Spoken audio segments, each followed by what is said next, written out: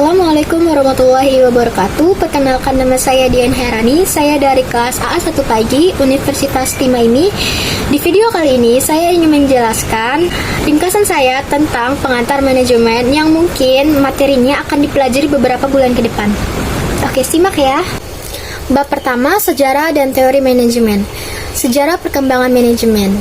Kata manajemen berasal dari bahasa Perancis kuno manajemen, yang memiliki arti seni, melaksanakan, dan mengatur.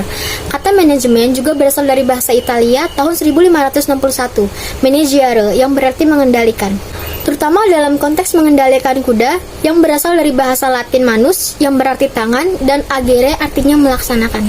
Kalian tahu nggak sih pengertian manajemen itu apa? Nah, bagi yang belum tahu, di sini saya ingin menjelaskan apa sih itu manajemen. Manajemen adalah suatu organisasi yang melibatkan banyak orang. Dengan manajemen, pekerjaan akan lebih mudah dengan adanya fungsi-fungsi yang saling berkaitan satu dengan yang lainnya.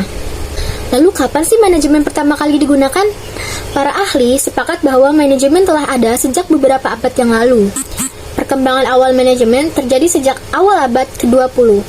Pada abad ke-20, ada dua peristiwa penting, yaitu yang pertama, pada tahun 1776 saat Adam Smith mengeluarkan bukunya yang berjudul An Inquiry Nature and Cause of the Wealth of Nation, yang diterjemahkan sebagai kemakmuran negara, dan pertama kali manajemen diakui sebagai teori yang menggambarkan sejarah perkembangan industri dan ekonomi di Eropa, serta dasar perkembangan perdagangan bebas yang kapitalisme.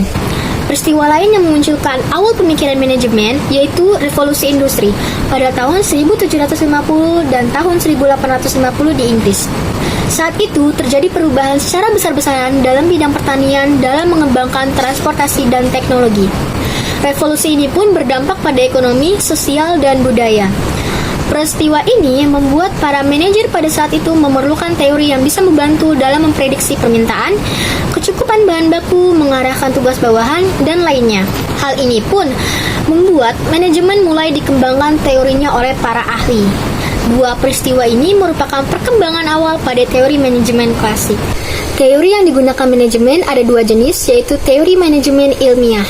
Para ahli yang memberikan teori dalam manajemen ilmiah salah satunya adalah Frederick Winslow Taylor. Beliau disebut sebagai Bapak Manajemen Ilmiah karena salah satu pelopor manajemen ilmiah yang paling masyhur. Beliau mengemukakan prinsip scientific management sebagai berikut. Yang pertama, menghilangkan sistem coba-coba dan menerapkan metode ilmu pengetahuan di setiap unsur kegiatan. Kedua, pekerjaan diseleksi secara ilmiah dengan menempatkan pekerjaan yang cocok untuk satu pekerjaan. Yang ketiga, penerapan hasil ilmu pengetahuan dalam menjalankan tugas. Yang keempat, kerjasama yang baik antara pimpinan dan pekerja. Yang kedua adalah teori organisasi klasik. Para ahli yang memberikan teori dalam manajemen klasik antara lain Henry Fayol. Dalam usahanya mengembangkan ilmu manajemen, beliau memulainya dengan membagi perusahaan menjadi 6 aktivitas yang saling tergantung. Di antaranya adalah yang pertama, fungsi teknis, yang kedua, fungsi komersial, yang ketiga, fungsi finansial, yang keempat, fungsi keamanan, yang kelima, fungsi akuntansi, dan yang keenam, fungsi manajerial. Bab 2, kerangka kerja manajemen sumber daya manusia. Sejarah lahirnya manajemen sumber daya manusia. Sejarah yang teramat penting dalam menandai diperlukannya sumber daya manusia adalah timbulnya revolusi industri di Inggris. Penggunaan tenaga secara besar-besaran ini akan menuntut pemilik perusahaan mulai memikirkan gaji, penempatan, perlakuan terhadap karyawan termasuk kesejahteraannya. Akhirnya, saat itu dibentuk apa yang disebut Sekretaris Kesejahteraan. Hasibuan tahun 1997. Revolusi industri yang lahir di Inggris telah menjalar ke berbagai dunia pada permulaan abad ke-20, terutama di daratan Eropa dan Amerika Utara. Dua tokoh besar yang menjadi bapak manajemen adalah Frederick Winslow Taylor dan Henry Fayol. Taylor melihat gerakan manajemen ilmiah sebagai usaha meningkatkan efisiensi dan produktivitas, sedangkan Fayol lebih memfokuskan pada peningkatan kemampuan memecahkan masalah manajerial. Teori motivasi pada tahun 1940-an dengan Abraham Maslow sebagai pelopornya merupakan bukti bahwa perlunya perhatian kepada unsur manusia dalam suatu organisasi. Pengertian manajemen sumber daya manusia. Manajemen sumber daya manusia merupakan pengakuan tentang pentingnya tenaga kerja organisasi sebagai sumber daya manusia yang sangat penting dalam memberi kontribusi bagi tujuan-tujuan organisasi dan penggunaan beberapa fungsi dan kegiatan untuk memastikan bahwa sumber daya manusia tersebut digunakan secara efektif dan adil bagi kepentingan individu, organisasi, dan masyarakat. Fungsi-fungsi manajemen sumber daya manusia. Yang pertama, mengatur keanggotaan. Yang kedua, mengatur performa. Yang ketiga, kompensasi. Yang keempat, pelatihan dan pengembangan manajemen sumber daya manusia. Yang kelima, relasi. Yang keenam, kesehatan dan keamanan. Yang ketujuh, pemeliharaan. Dan terakhir, pemutusan. Tujuan manajemen sumber daya manusia adalah untuk mengoptimalkan kegunaan dari seluruh pekerja dalam sebuah perusahaan atau organisasi. Selain itu, manajemen sumber daya manusia juga dapat diartikan sebagai sarana membantu para manajemen fungsional atau manajer lini supaya mampu mengelola seluruh pekerjaan dengan cara-cara yang lebih efektif. Gues menyatakan adanya 4 kebijakan utama dalam manajemen sumber daya manusia, yaitu yang pertama, employee influence, yang kedua, human resource flow, yang ketiga, reward system, yang keempat, work system. Gues juga menyatakan kegiatan manajemen sumber daya manusia terdiri dari 4 proses generik, yaitu yang pertama, selection, kedua, appraisal, yang ketiga, rewards, yang keempat, development. Basis teori manajemen sumber daya manusia. Menurut Gues, tidak ada teori dalam manajemen sumber daya manusia. Namun, demikian tidak dapat dipungkiri bahwa di belakang manajemen sumber daya manusia, secara implisit, beragam teori pendukung. Manajemen sumber daya manusia bersifat multidisipliner. Bab ketiga, pengertian organisasi dan teorinya. Organisasi merupakan suatu sistem yang terdiri dari subsistem atau bagian yang saling berkaitan satu sama lain dalam melakukan aktivitasnya. Aktivitas ini bukanlah kegiatan yang hanya bersifat sementara, akan tetapi merupakan kegiatan yang memiliki urutan secara teratur dan berulang-ulang. Pengertian organisasi menurut para ahli. Sutarto pada tahun 1998 ayat 22-23.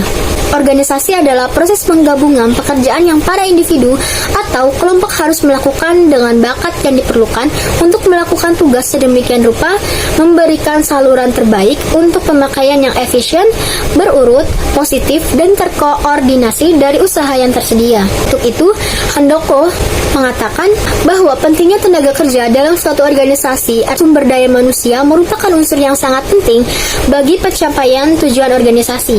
Maka dari itu, pemanfaatan sebagai fungsi dan kegiatan personalia secara efektif dan bijak dapat mendukung pencapaian tujuan organisasi. Hicks dan Goulart pada tahun 1996 ayat 204 menjelaskan bahwa perkembangan teori-teori organisasi secara besarnya dibagi menjadi 3 fase, yaitu yang pertama, teori modern. Teori modern disebut juga dengan teori analisis sistem organisasi. Teori ini mengembangkan semua unsur organisasi pada umumnya dan kepraktisan komponennya. Yang kedua, teori neoklasik. Teori ini memandang bahwa organisasi sebagai pengelompokan orang-orang dengan tujuan umum. Perubahan atas teori klasik tidak lain adalah merubah asumsi dasar. Pada neoklasik, asumsi yang digunakan mencakup aspek psikologis dan sosial dari pekerja. Hendaknya pekerja individu dan pekerja kelompok haruslah ditegaskan. Yang terakhir adalah teori klasik. Teori ini telah berlangsung dan berkembang dalam 3 jalur, dikenal dengan teori birokrasi, teori administrasi, dan teori manajemen ilmiah. Pada dasarnya, teori klasik menekankan pada rasionalitas struktur dan berbagai spesialis. Selain itu juga paham klasik memandang pekerja sebagai manusia ekonomi atau dianggap manusia yang bekerja semata-mata didorong oleh rangsangan ekonomi. Organisasi dibentuk karena dapat mencapai masalah yang tidak dapat dicapai perorangan. Dengan konsep ini dapat dikatakan bahwa organisasi memiliki unsur-unsur sebagai berikut. Yang pertama, adanya 2 orang atau lebih. Yang kedua, adanya maksud untuk bekerja sama. Yang ketiga, pengaturan hubungan. Yang keempat, tujuan yang hendak dicapai. Jadi, dalam manajemen terdapat 3 variabel utama, yaitu organisasi, manusia, dan lingkungan. Karakteristik yang saling berinteraksi menurut pola masing-masing dan memiliki karakteristik atau nilai-nilai tertentu. Dengan demikian, organisasi tidak akan lepas dari lingkungan di mana organisasi itu berada dan manusia yang merupakan pusat dari organisasi itu sendiri. Bab 4, kepemimpinan. Kepemimpinan adalah suatu cara bagaimana seseorang pemimpin menggunakan pengaruhnya untuk mencapai tujuan organisasi melalui hubungan yang baik dengan bawahan Efektivitas pemimpin dalam menghadapi aktivitas organisasi sekarang ini sangat ditentukan oleh kualitas hubungan atau relasi antara pemimpin dan bawahan. Bab kelima, manajemen strategik. A. Hierarki manajemen strategik. Hierarki atau jenjang pengambilan keputusan dalam suatu perusahaan biasanya terdiri dari 3 jenjang.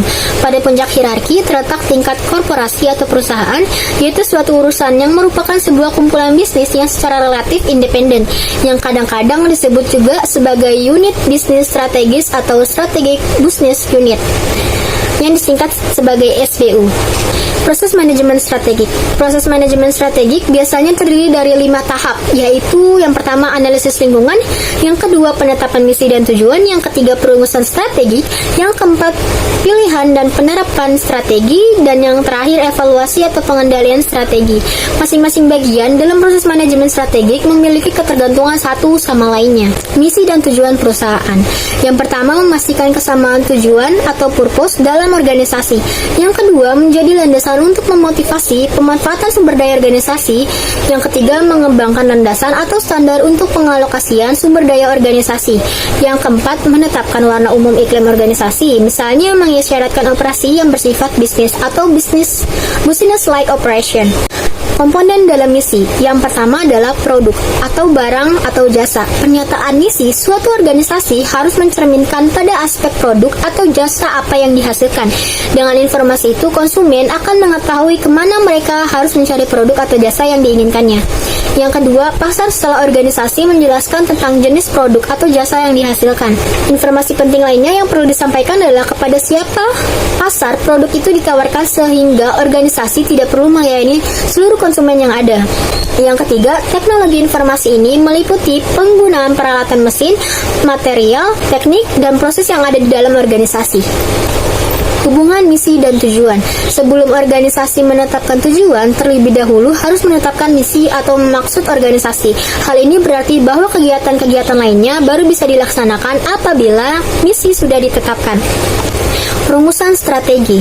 Untuk mencapai daya saing strategis dan memperoleh profit yang tinggi, perusahaan harus menganalisis lingkungan eksternalnya, mengidentifikasi peluang dan ancaman dalam lingkungan tersebut, menentukan mana di antara sumber daya internal dan kemampuan yang dimiliki, yang merupakan kompetisi intinya, dan memilih strategi yang cocok untuk diterapkan, atau strategic formulation. Bab ke-6, motivasi. A. Pengertian motivasi. Motivasi memiliki istilah dorongan yang adalah tenaga yang menggerakkan jiwa dan jasmani seseorang untuk bertingkah laku dalam mencapai tujuan yang telah ditetapkan. Ciri-ciri motif individu sebagai berikut. Motif itu majemuk, artinya bahwa suatu perbuatan tidak hanya mempunyai satu tujuan, namun multi tujuan yang berlangsung bersama-sama. Yang kedua, motif dapat berubah-ubah, maksudnya motif pada seseorang sering mengalami perubahan karena keinginan manusia dapat berubah-ubah sesuai dengan kebutuhannya. Yang ketiga, motif berbeda antara individu. Hal ini berarti motif sebagai kekuatan atau dorongan seseorang melakukan tindakan atau bertingkah laku, maka akan dapat berbeda antara individu yang satu dengan yang lainnya. Yang keempat, motif individu bersifat kompleks, artinya pada diri individu akan didapati beberapa atau banyak motif diri untuk melakukan tindakan. Teori-teori motivasi. Teori motivasi dibagi menjadi 4, yaitu yang pertama motivasi individu. Motivasi menurut Hajar Rahman Ranu Pandojo dan Suat Kusnan adalah proses untuk mencoba mempengaruhi seseorang agar melakukan sesuatu yang kita inginkan. Yang kedua adalah teori kebutuhan Maslow. Menurut Abraham Maslow, untuk memutuskan tindakan atau perilaku seseorang terdapat pada hierarki kebutuhan dengan 2 macam asumsi dasar teorinya, yaitu yang pertama, manusia merupakan makhluk yang selalu membutuhkan sesuatu, yaitu keinginan untuk memuaskan berbagai tujuan. Yang kedua, kebutuhan seseorang diatur secara bertingkat atau berurutan dari yang paling dasar sampai yang paling tinggi. Yang ketiga adalah teori X dan Y. N.C. Gregor. Teori ini dikembangkan berdasarkan penelitian psikologis dengan konsep awal bahwa manusia mempunyai sifat-sifat yang saling bertentangan yang kuat. Misal, pada diri seseorang akan bertingkah laku lemah lembut, penyayang, simpatik, penurut, dan lainnya. Namun, pada saat lain, manusia juga dapat bertingkah laku kasar, membenci, suka mengganggu, dan lain sebagainya. Dari 2 sisi sifat ini lalu dikembangkan menjadi 2 teori, yaitu teori X dan teori Y. Yang keempat adalah teori dua faktor Herzberg. Setiap pekerjaan terdapat dua kelompok faktor yang menentukan. Kedua faktor tersebut adalah maintenance faktor. Faktor ini menguraikan tentang faktor-faktor yang berhubungan dengan usaha pemeliharaan hidup individu. Motivator faktor adalah faktor-faktor yang dapat memberikan motivasi pada individu melakukan pekerjaan. Jenis dan bentuk motivasi. Motivasi yang diberikan pada individu terbagi menjadi dua jenis. Yang pertama, motivasi positif adalah proses mempengaruhi orang lain agar mereka dapat melakukan sesuatu pekerjaan seperti yang kita inginkan dengan cara memberikan kemungkinan menerima hadiah. Yang kedua, motivasi negatif adalah proses mempengaruhi orang lain untuk melaksanakan suatu tugas pekerjaan sesuai dengan apa yang diharapkan dengan menggunakan pendekatan kekuatan. Sekian video dari saya, mohon maaf bila ada salah kata. Wassalamualaikum warahmatullahi wabarakatuh.